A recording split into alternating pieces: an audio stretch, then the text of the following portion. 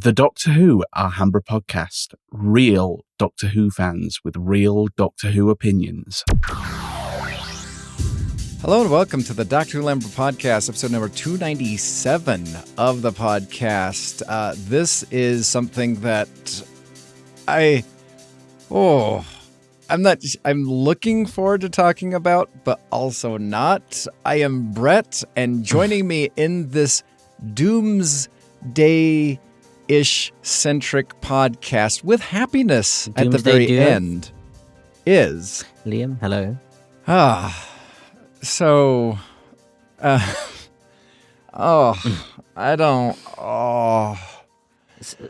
Stuff has gone on, isn't it? Yeah, things have been happening. So, in episode 295, I was filling something out. I was going to kind of do a light doomsday retrospective review discussion, and then I had to stop. Well, doomsday happened. Yeah, I had to stop for two reasons. First off, the first reason was I got a phone call that interrupted my podcast, so I just took that, and I was going to get back to it later. The second reason was this goes back to episode 295, upon being messaged by Legion saying things are not going well regarding the Doomsday release, I went to go, because I already talked about the whole. I notified you guys of the threat that it was a warning, but come on, in all honesty, such a threat. It was a threat. It was a passive aggressive threat, wasn't it? It was nothing but a threat. It wasn't a polite warning. No, yeah. And so I was sitting there thinking, what do I do? And I am not an emoji person. I like the poop emoji. No. I've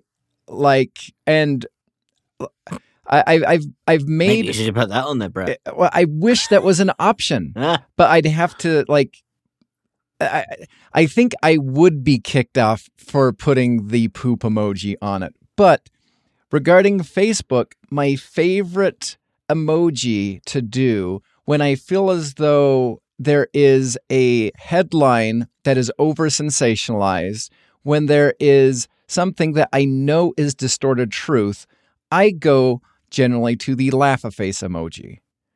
Because I'm not going to click on the article. I'm not going to give you the benefit of me reading it. I already know it is a troll sort of a headline.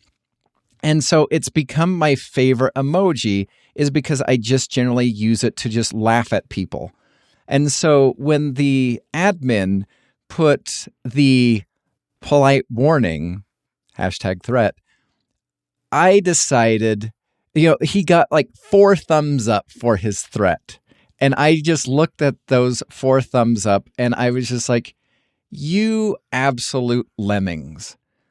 Come on. And so when I saw the 4 people with the thumbs up emoji, I just looked at that and I'm like, I'm just going to laugh at your threat. Polite reminder. And so a little while later, I'm at school, the day hasn't started, and Legion said something to us, and I'm like, I need to go. He said... All of the reviews that people have been posted up about Doomsday that they said, post reviews here, got deleted. Yes. So I decided to check this out, and because I had a couple of screenshots from before. So I decide to, I have still about 25 minutes before the kids come. Let's just check this out. And so I go to my Facebook app and I can't find the group. So I use the search glass and I look and specifically type in Doctor Who Big Finish listeners group. And lo and behold, I am not a member of that group anymore. And I was my hands started shaking because I was not angry, but totally was so bizarre. I had no idea what to think of it because I have not. And that's why I had Legion send me all of the, rules, because I'm curious what I broke. Because let's face it, you never really commented in the group. No. I think you commented maybe maximum about twice in the entirety of you being in the group. And they kick you out for an emoji? Like, what a bunch of snowflakes. Like 21st century snowflake. I mean, come on. I mean, it would be one thing if I inserted that in the timeline, but no, that was the emoji that I used. You can do thumbs up, hearts, angry face emoji, whatever. So I didn't even put it as a message. I just did it to the admin's threat. And that was all it took to be kicked out of the group. You've been kind of like mock hounding me for, post something really provocative, you get kicked out. Yeah. And you're the one to get kicked out for an emoji. That's just hilarious. I mean, like pathetic, but it is utterly hilarious. I mean, think of all the stuff that you have done, like all the hornet's nests that you have kicked up over the years. And I think one time you told me that, the admin reached out to you and was just like, you're rather, animated currently. And I'm like, I love it because I have re-listened to that moment on the podcast that I recorded because I just casually say, and by the way, I did a laugh a face emoji to the admin's threat. I don't know. I'll probably get, removed for the group for that. It was a throwaway line. And that, lo and behold, you did. Literally happened. I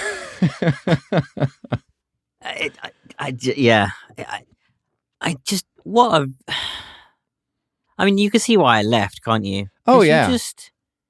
You can't, it's just like, anyone for basically, China or Russia, anyone, talk about police state on a Facebook group. Mm-hmm. You can't post an opinion. It just absolutely crazy. Well, and crazy. What I was really hoping to do is I was going to really peel back the layer of who is making what comment. And I started doing it on the podcast. The two that were positive, I know works for Big Finish. And I'm not going to say their name here, but I know they work for Big Finish. And then another one, when I hovered over their name, it gave me you could. I could, but I'd rather not do the post-production. So I'm just going to, if you remember, you can ask me, but I'm not going to say it right here. All right.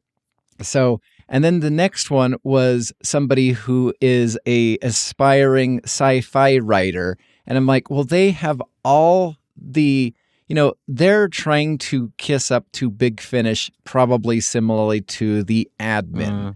So they have all the, reasons for wanting to say something positive. And yeah, of course. Yeah. I mean, look at us before. When we tried to get reviews and early access to stuff, it just didn't work. Mm-hmm. Like for us in general, it didn't work for us as a podcast. Well, and I'm grateful because I honestly don't think, we're at 297. I don't think we would be at 297. I think we might be either further back or maybe have given up because I think there's part of it where you just slowly, Doctor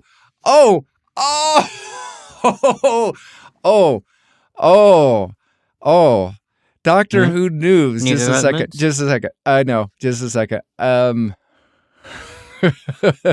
Sorry. I'm going to do this in real time.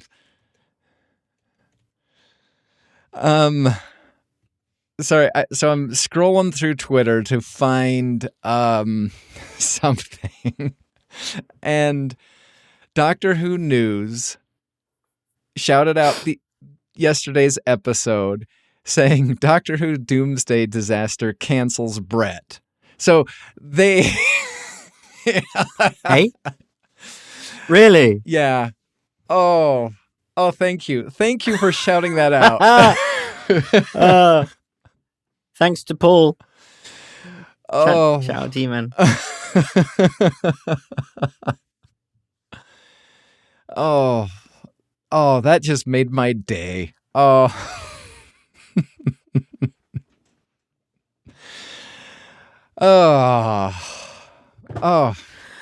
Sorry, where were we? That totally caught me off guard. And all right. So let's look into this Doctor Who Doomsday. So we started off with the hour 1 James Goss short story, which we all read, and it was horrible. Mm-hmm.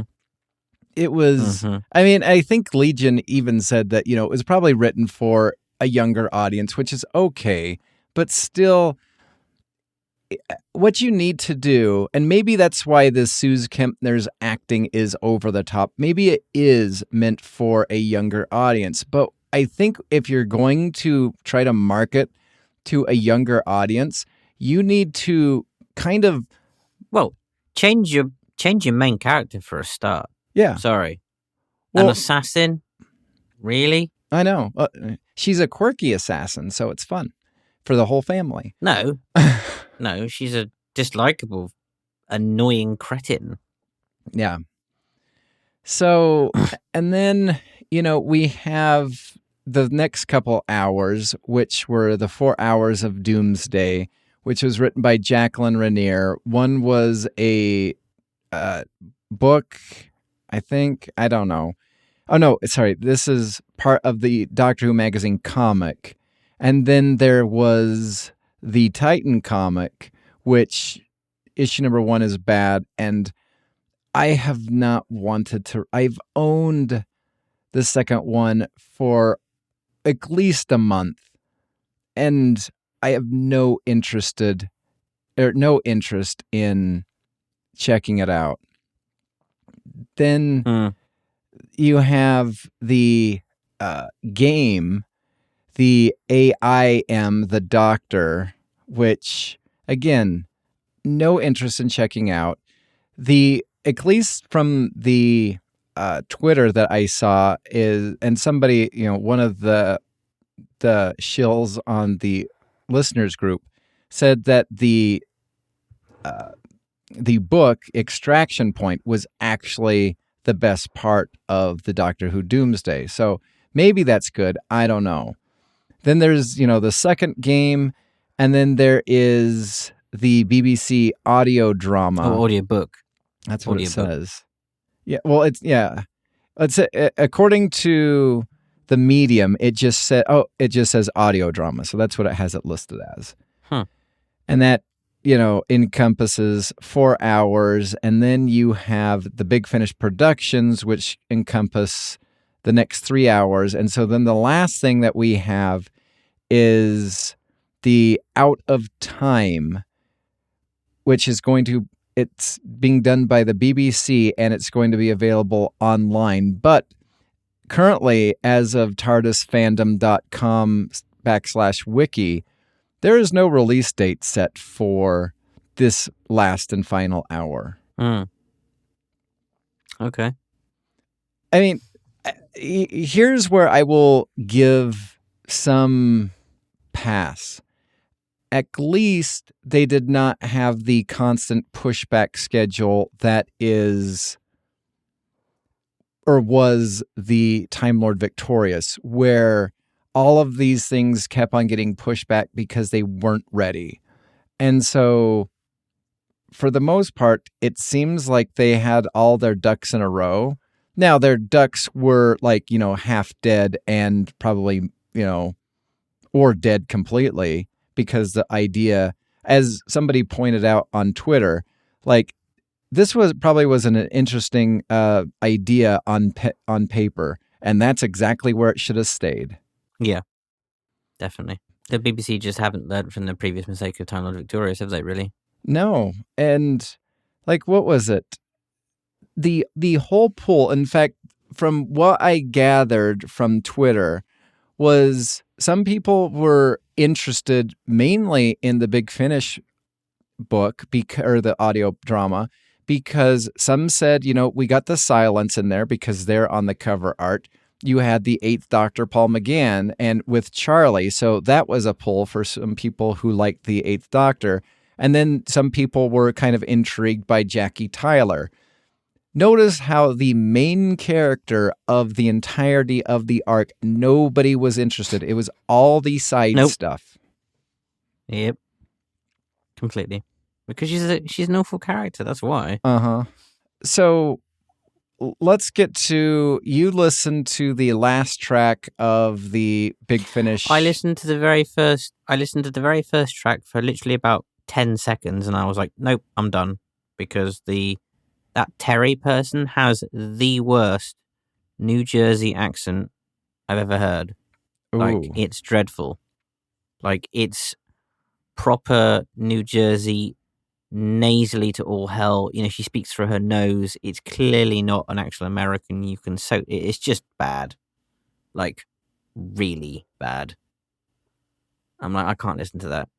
And I listened to the last track. And, you can read my comment out as well. But the Doctor actively dislikes Doom. Charlie doesn't particularly like her either. And I'm like, so it's at the end of the story, and he doesn't like her at this point. This is the final track of the story, of the box set. Sorry, not story, but of the box set. Now, if the main character of a show does not like a character that we're meant to root for as the audience, you've kind of run into a massive problem there. Just, what? No. With Vienna, for example, okay, she started off quite, sort of kind of dislikable in The Shadow Heart, but then when she got her own series, she grew and developed and had a conscience as a character. So, you then liked her as a character and started to root for her. And even at her kind of beginnings, and she wasn't particularly likable, she still had charisma. She still had that, okay, slight anti-hero, kind of a bit morally grey, but not completely dislikable character, which worked. But Doom she just is over the top. Yeah. Oh, I've got rid of all these people for you. I've killed them. So what? They were people. You didn't give them a chance to, to sort of grow and live and all that. Oh yeah, but my life's at stake. You're dying, are you? Yeah, and it's just so bad. Just like, who cares? I'm like, yeah, please die. Yeah, do the universe a favor. Just please do, because no one cares. So I want to share something with you, which I was going to do on the pod on episode 295, but I didn't get to. And I want to share this interesting thread or discussion that happened on Twitter. And I do mean interesting as in this is kind of fascinating as it's being played out. And then something that is like, mouth drops open moment, like, oh dear, I feel bad for somebody. So, Big Finish put on September 21st, out now, the dying hours approach. Doom has found the Doctor, but probably not the one she was expecting. Hot link to buying the box set. So I was looking at some of the discussions, and this one kind of popped out. So I'm just going to call this person A. So person A comes in and says, don't think anyone cares about this whole Doom thing. It has been a massive flop. And then they post a follow-up one that says it was probably a good idea on paper, but the execution has been a disaster. Person B comes in and says, and what have you consumed, if any, of the media that has been released under this headline? And person A says none. So then person B comes back and says, how do you know it's been a massive flop?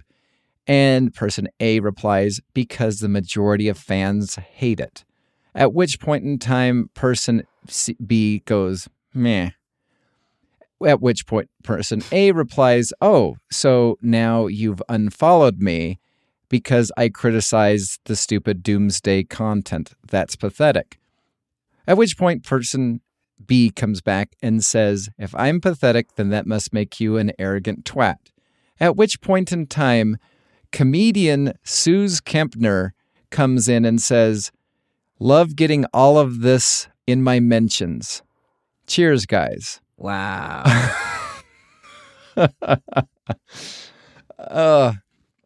And what I found the most funny about the whole thing is anybody who is, because this is what really got to me, is not only she's seeing this fight that was occurring under this because she was added by Big Finish for this release, but also anybody who, if the BBC or if the Doctor Who Twitter page or whatever is shouting out this thing and, they are, adding Suze Kempner because she is the main character behind the Doctor Who Doomsday. Well, the main actor behind the, behind the character. At which point in time, she is seeing firsthand, up close, the hatred, not of her, but the hatred for the entirety of this event. Yeah. Which is really bad. Like, that's... Yeah. I mean, come on. It's not like, okay, she perhaps, okay, she obviously accepted the, the role, but like, you can guarantee she's not going to work for Big Finish again, is she? Oh no! Like this is a one and done for her. She's not coming back to. I mean, and Nope. Is it her fault? No. But at the same time, if it was me and somebody gave this to me, unless I was desperate for work, if I read through everything and I would easily say, no, thank you, find someone else. But I think she just saw this purely as a job. And good on her. She made her money or whatever. But the backlash that is happening, not because of her, but because of the travesty of this entire event. Well, it's a combination of mismanagement, isn't it? And just a terrible idea. Yeah. So yeah. And that's what I was thinking about when I saw her comment is she is getting dumped on and it really isn't her fault. So, yeah. But wow. Oh, yeah. To be Twitter. Let's speaking of not Twitter, but Facebook, let's go to, where did I put the Facebook? Let's go to Liam's Facebook comment. So this was done on September 21st by Big Finish. It says, Doomsday dying hours, the dying hours approach. Doom has found the Doctor, but probably not the one she was expecting. Again, hyperlink to buy the box set. And I will tell you, I like that. I have messed around with the settings on Facebook, and under most relevant, Liam, I'm not sure if it's because we're friends, but you are at the top of, if I put, most recent, you're not at the top. But if I put most relevant, your comment is the one at the top. So, fair enough. Congratulations on that.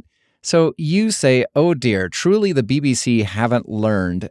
It'll probably go down with the other fantastic releases that fans want more of, including the Churchill Years, New Earth, Rose Tyler Dimension Canon box sets, definitely at the bottom of the pile for listening for me, I'm afraid.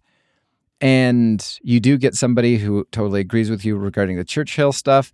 And then somebody goes towards you, and you reply, there was way more interesting releases and characters that I want to see more of. Gallifrey War Room, for example. So I like that you're giving examples to support what fans actually want, not, it's not quantity, it is quality. And so you're like, plus, there are way more likable assassins for starters.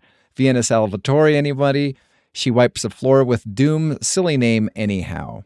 So I appreciate, and the interesting thing is, and I don't like that Facebook is doing it, but I think you might have had more interaction. But for me, it is only showing me relevant replies, and some of them were filtered out. And so I'm like, I don't like that. I don't like that some of the replies to you have been filtered out. I want to see. You can change that to all comments. You can change it to all. Oh, there it is. Okay. Show comments in. There you go. Okay. I didn't know that existed. I just assumed. Mm-hmm. Okay. Cool. Nope. There you go. All right. Well, that didn't change anything. So, but yeah, I love that somebody was crying because it's misogynistic and it's just haters whining about something that they didn't purchase. And I love the fact that it's just like, no, the idea is idiotic. That's what we're talking about.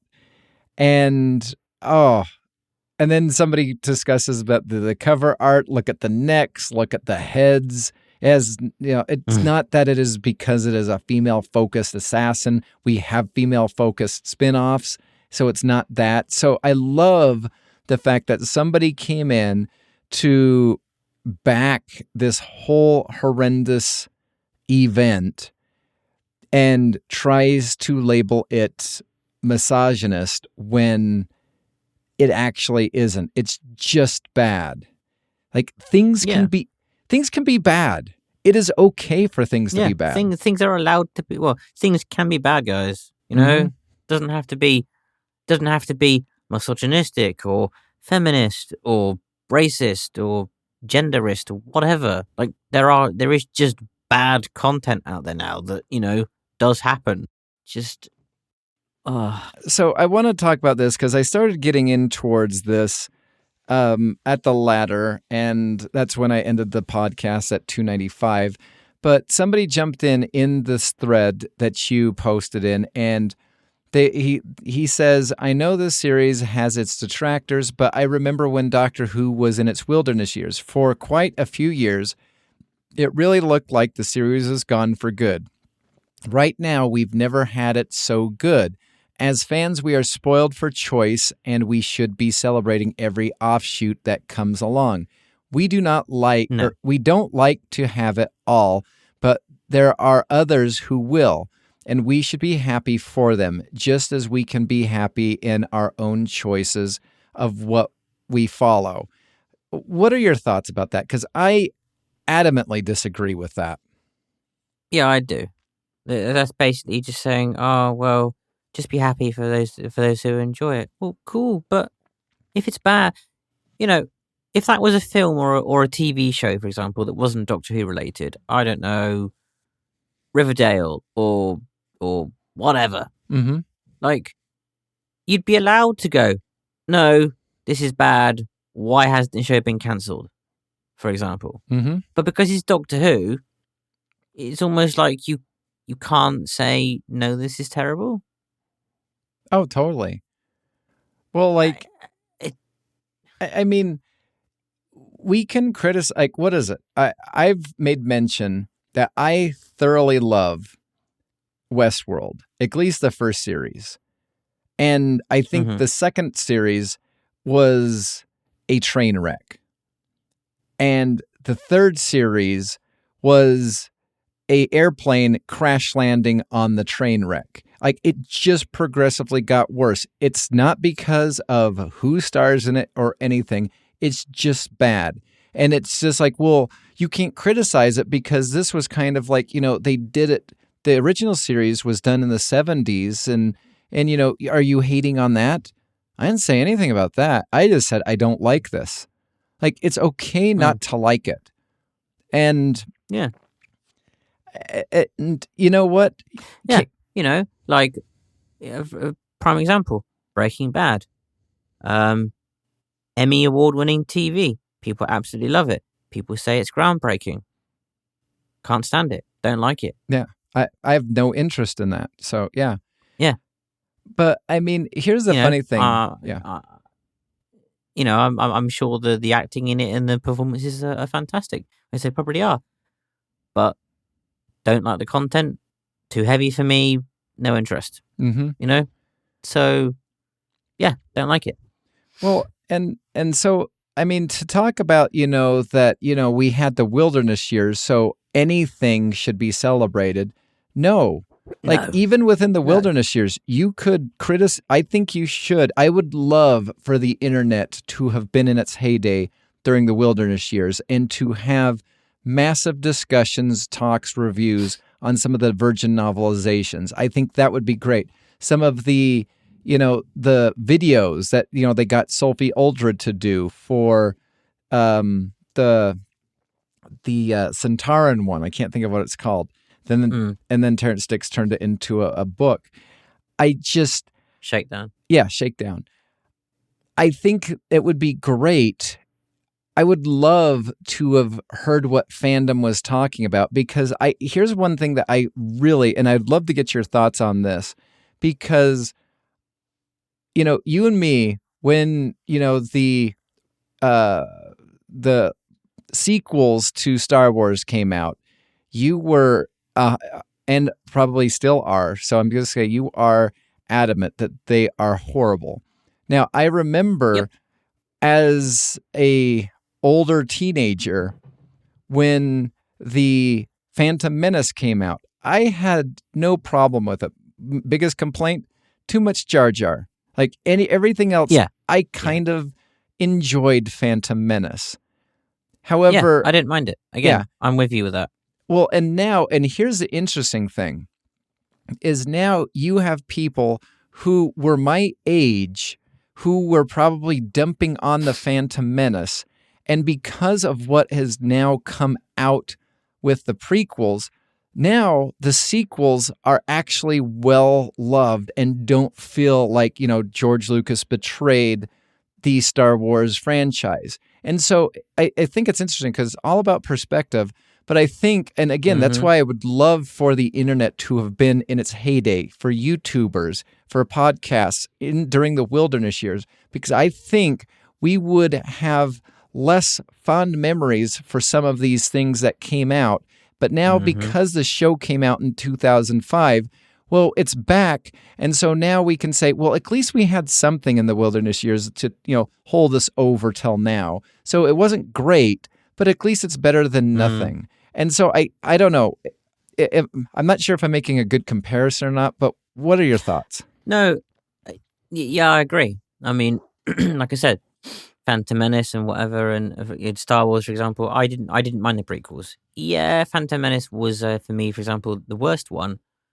But as you say, looking at what Disney has done with Star Wars, people remember or look at the prequels and go, actually, they're not so bad now.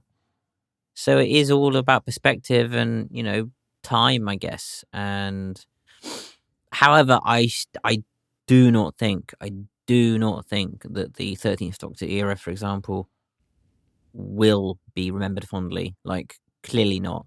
I don't think that's ever going to change. Give it 20 years. I don't think it's going to change. I will tell you, there's only one way that the 13th Doctor's era could change for the better. And I feel as though it would have to be recovered, kind of like what Big Finish did with the hybrid. Like, I never liked that idea. Yeah. And then they do that. And then they discuss, with the second Doctor, I can do this, which possibly slides into Joe Martin Doctor. Like, I feel as though recovery can happen for the 13th Doctor. It's not going to be perfect because, again, she is murder first, murder first, lecture second about anybody else murdering. And so I think that's going to be the harder point to get past. And then especially like Even the if whole you- heavy, just one second, especially the heavy-handed messaging that she does to us as the fans. Like, I want escapism, not lecturism. If I wanted lecturism, Even I'd if enroll you- into a college class. Even if you do the damage control and the recovery, it's still not going to stand up. It's still not going to stand up very well because of the writing. Yeah. That's the main problem: the writing and direction, and just the fact that she was so undoctorish. So you can do all the damage control you want, it's still not going to stand the test of time. Honestly. Sorry, what was your original point again? Oh, wilderness years, yeah. Yeah, I think you're right. I think that we wouldn't remember things perhaps as fondly as we do if social media was around back then, honestly. I mean, again, to quickly flip back to Star Wars, if you look at, say, the Ahsoka series, for example, that's been really well received by fans, and you can clearly see George Lucas's influence on that series through Dave Filoni, completely. And, that's what Star Wars needs. So this is why I'm so hopeful for RTD, for this, for the RTD2 era, because he knows the show, he knows the Doctor, he knows the franchise. And I think the performance Ncuti is going to give is going to be amazing. So I will be interested to see what they do with it. Yeah. I mean, I'm not going to even say that Ncuti's performance for the Doctor is going to be good or bad, because I feel as though everybody was like, what was it?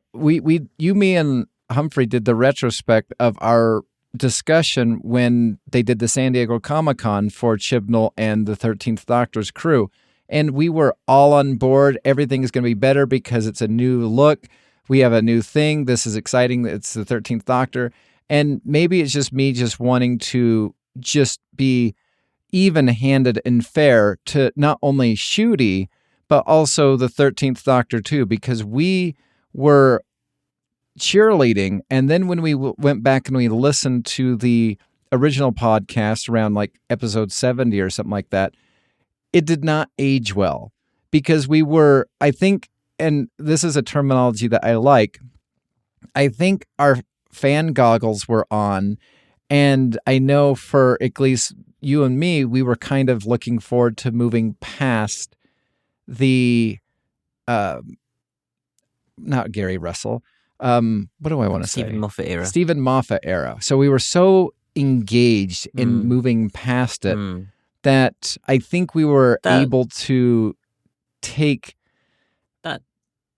Yeah.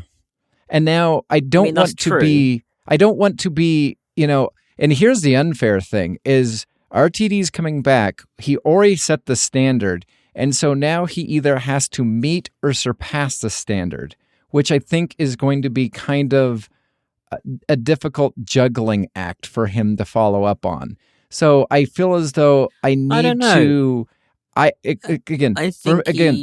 For me personally, I think it is only fair to judge the first RTD era just by itself, not be like, oh, thank goodness Chibnall's gone. Whoa. Oh, look, we got the third, we have David Tennant back for a couple of specials. This is going to be great. And we got a new Doctor, which is super exciting. I feel as though it's a disservice to RTD to already put that amount of pressure and expectation on his shoulders, as well as putting that much expectation on Ncuti's shoulders. I think we need to be, level-headed and, look hopeful, but also I think with a fair amount of skepticism. Because I will say personally, I did not have that amount of skepticism surrounding Chibnall and the 13th Doctor. I mean, true, but I think having watched most of RTD's projects since Doctor Who, I've kind of seen the progression in his writing, and he has got better as a, even better, I think, as a writer. So I'm looking forward to seeing what he brings to the table. In a couple of, under a month. Yeah, just over a month now. Mm-hmm. So I think, like Dave Filoni, I think RTD is sort of Star Wars answer to sort of Doctor Who. So let me pose this question to you regarding Star Wars and the Ahsoka thing. What if the Ahsoka series leads back to the sequels? If they can do damage control, fine. If they can make it plausible and they can make it, if they can improve upon what came before, then fine. I'm all for it. But I don't think they will, because of the direction they're going. I don't see them, at least just yet, going in that direction. Because I have no interest in it, but I am kind of like listening to, pro and con YouTube channels. And one of the con YouTube channels says that they're funneling this to having the cloned version of the Emperor come back, which would totally cement the Rise of Skywalker as canon, and going forward, there's not going to be any adjusting of the storyline. It would, but there was a cloned Emperor in Legends too, so it's not as if like it's been not done before. Before. That's good to know, because I have no clue. So yes, there are. I've still got gripes with the quote unquote canon Star Wars, Disney Star Wars stuff. I'm not going to lie.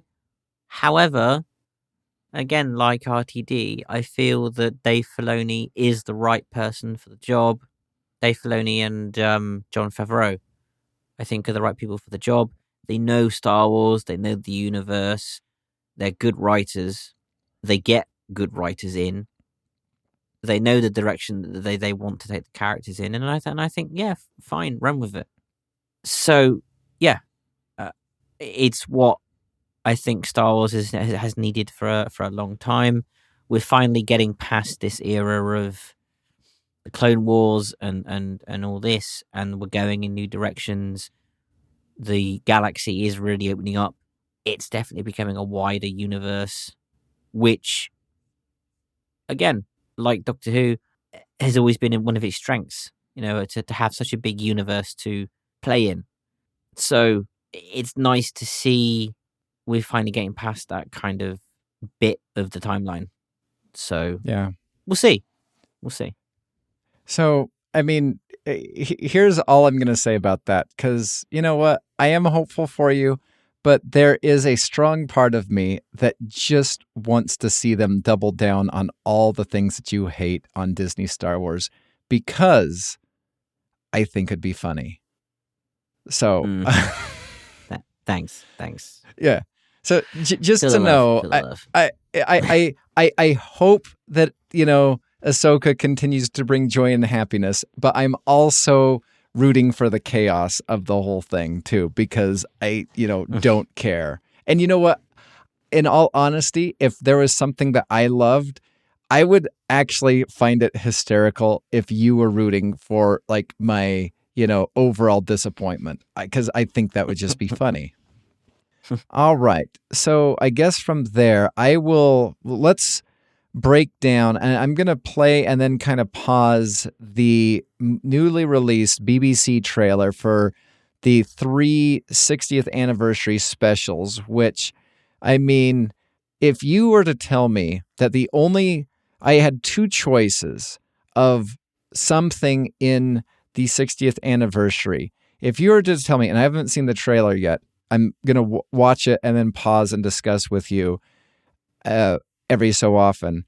If you were to tell me for the 60th anniversary, all I would get would be an RTD trailer or my choice of the Doctor Who Doomsday, a month-long adventure, I would go for a 2-minute trailer. I'd be like, okay, well, my 60th anniversary soul has been filled, so thank you. So before I hit play, because my phone recommended an article for me to read, and it was basically like Screen Rant or somebody basically confirming, and I believe it was confirmed in the trailer, but again, haven't watched it, that Neil Patrick Harris is going to be the toy maker. Yes. So no, it was confirmed by the Doctor Who Twitter account after the trailer, actually.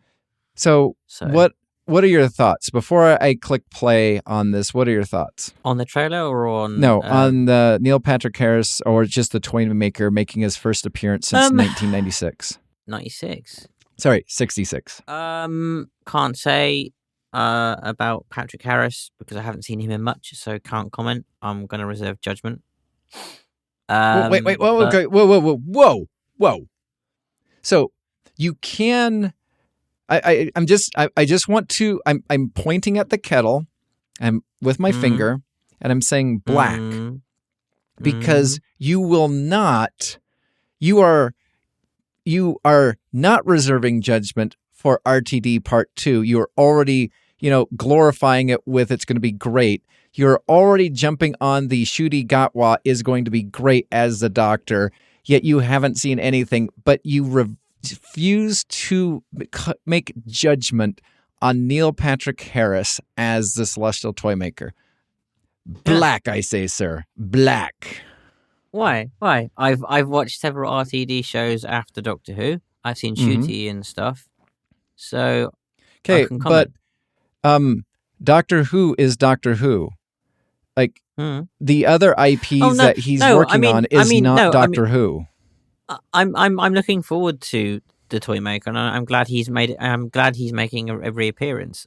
I just can't comment on Patrick. I haven't there's not enough of Patrick Harris really in the trailer for me to go, okay, that looks, it could be interesting. So I can't comment on his performance or anything because I haven't seen enough of it to go. I'm not asking you. I'm asking about Celestial Toymaker back. I didn't even say. Oh, okay. What are your thoughts about Neil Patrick Harris as that? And you're saying no comment.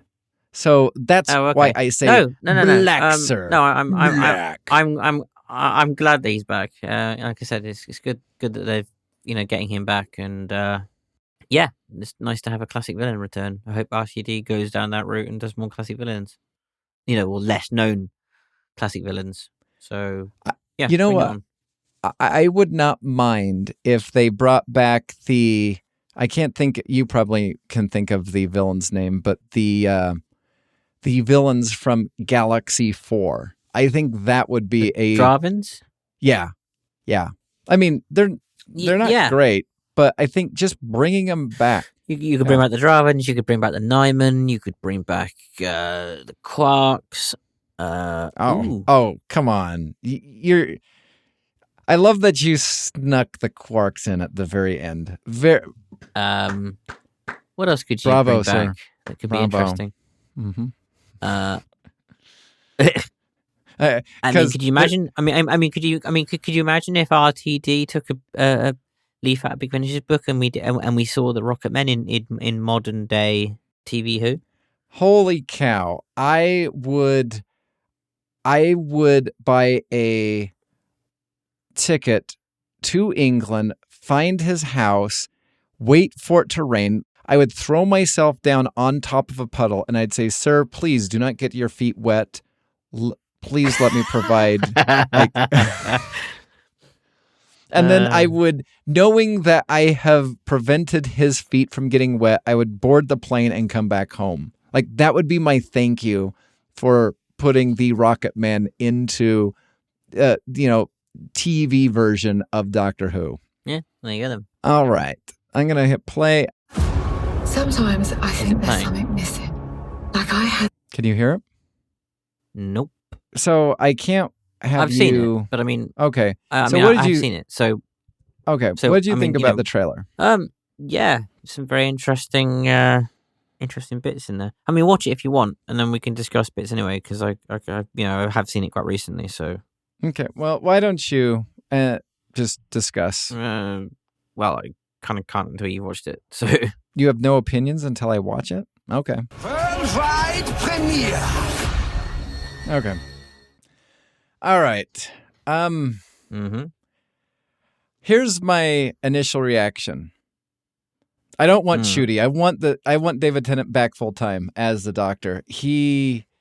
Oh my gosh. I don't want a regeneration. I want more of David Tennant as a Doctor for as long as humanly possible.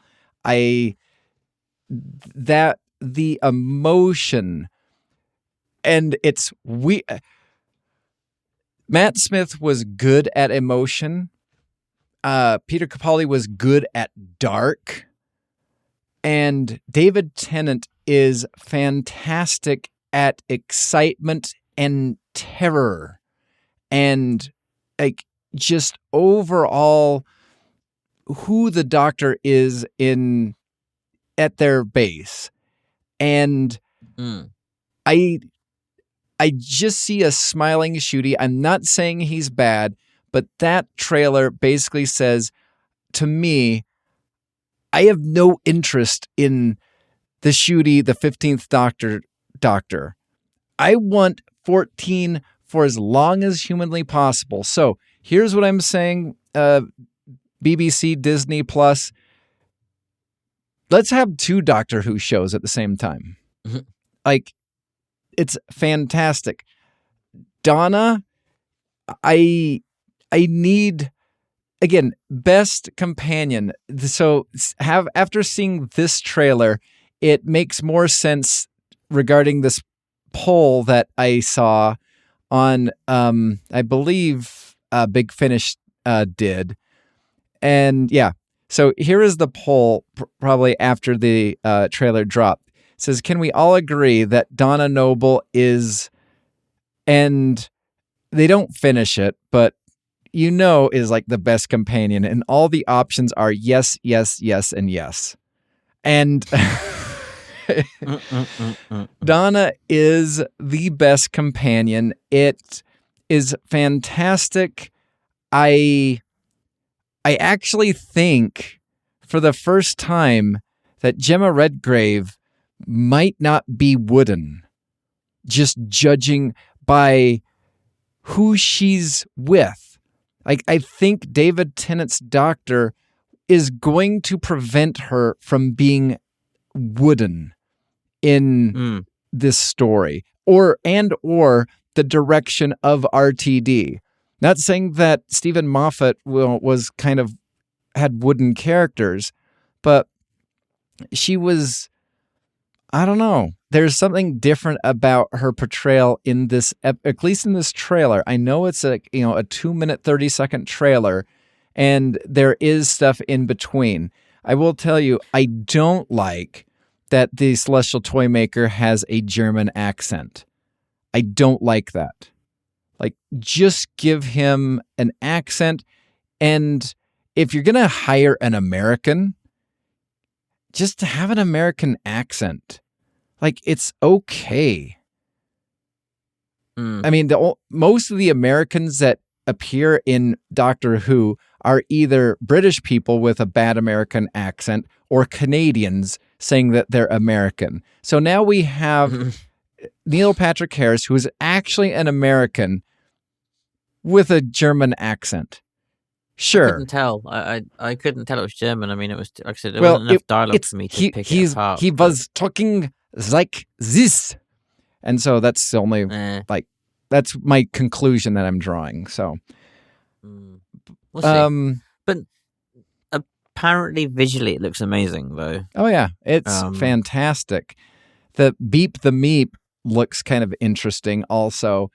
And there's only one line that I actually dislike. I don't like that the toy maker is German now. Just make him American. It's fine. I know some YouTubers or whatever be like, oh yeah, the BBC is making, the villain an American. Like that, checks up. It's like, couldn't that be an interesting thing though? Don't you think, to have like a German Doctor? If Disney Plus wants to make a German Doctor, that's fine. But again, I would actually be more for an Australian Doctor. So. Oh yeah. Yeah. No, I mean it'd be interesting, but no. I'm really hopeful. I'm really looking forward to the specials. And like I say, Shooty. I think both eras. I mean, it's obvious that Shooty is in the specials way more than I think has been advertised, actually. So I actually hope he's only in the last episode. I don't want he's in the scene behind the scenes here, or he's like buying a newspaper over there. No. I think it's going to be. I think it's going to be something to do with the regeneration. So I think he might be sort of flicking backwards and forwards, maybe, kind of thing. Yeah, I sure hope not. I think that would really detract from the story. Well, I guess we'll see. I guess it depends on what goes on. So yeah. Well, in all honesty, the trailer doesn't even hint that that's a thing. So, like, are you? Did you hear that from somewhere? Because I don't know where you'd be getting that from. No, just theories on, like, Oh, theories. Gotcha. The whole regeneration thing. No, theories. I know, but I'm pretty sure where I know where you got the theory from. Well, no. Where did I get it from? Well, just other people as well. Just saying that. And theories was one of them, right? Right. Because of the sort of toy maker and the whole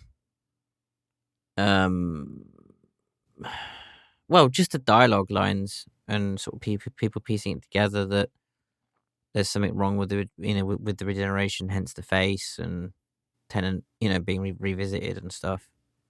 So no, I mean, we go to the 50th anniversary and they hint that Tom Baker's doctors is like, yes, and sometimes you'll revisit some classic faces or whatever. And so I think it's already been set up that certain faces, and especially since this is a Donna-centric story, it only makes sense for this doctor to be back because of that. I don't think it makes sense for it to be flicking in and out, but that is my opinion. I could be wrong. I don't care if I'm wrong. It looks great. The story, it's the little things that currently are happening. And, I have not checked out Doctor Who magazine. I'm very excited for, and I hope to pick up, what is it? Doctor Who magazine 595, because they're going to be talking about Mel. There is a latest interest, discussion from RTD, shares his reactions about the finished versions of the Star Beast, which is going to be the first special. And then you have production notes by Scott Hancock. So, I mean, there's those things that are like, again, making Doctor Who magazine, which was unreadable even during the Moffat era, actually readable because it's not state-run propaganda. Crap. It's actually delivering on certain things. And again, if we go back to, I believe, 2001, around this time, we were still waiting for a trailer for the Flux in September. And it came out in 2021. 2021. So we were waiting for the trailer to come out, and it was only like less than a month away, and we still weren't hearing anything from it. This is at least 2.5, almost 3 months away, and we've had teasers and we have trailers. Like, it's the little things. Nice? Yeah, it's the little things. You know what's nice is no, that it's not even that. It's the fact that we've actually got a full-length trailer. That isn't, oh, here's a trailer. How long is it? 10 seconds. Like, it's a full 2.5 minute long trailer. Like, and it just feels at RTD, doesn't it? Mm-hmm. Go back and look at any of the Chibnall trailers. Like, they're not trailer. They're not, one word and a shot and a still of a shot is not a trailer. So it's just, I don't know. it's just nice to have an actual trailer that you can dissect, sink your teeth in, and go, okay, well, this is what's coming up, is it? And, pick apart various things. But you couldn't do that in the Chibnall era. It just wasn't possible. Because there was nothing to it. Oh, I swear, if they'd done that, they would have given the story away in the trailer. So they've been able to actually watch the story. I mean, there was much point anyway, most of the time, let's be honest. But, I mean, well, actually, no. In the 10 to 15 second Chibnall era trailer, he didn't give the story away because the trailer was a letdown. So, he didn't. I mean, so you just knew that what you were going to be watching was just going to let you down. So, I mean, he did give everything away in his short 15-second trailers. I guess. You have been listening to the Doctor Who Alhambra Podcast. Doctor Who is owned and trademarked by the BBC. Doctor Who Alhambra is not affiliated with the BBC or Big Finish. No infringement is intended. Visit our website at alhambrapodcast.weebly.com or email the show at alhambraaudio@gmail.com. Tweet us at Alhambra Podcast. That is ALHAMBRA Podcast. Thank you.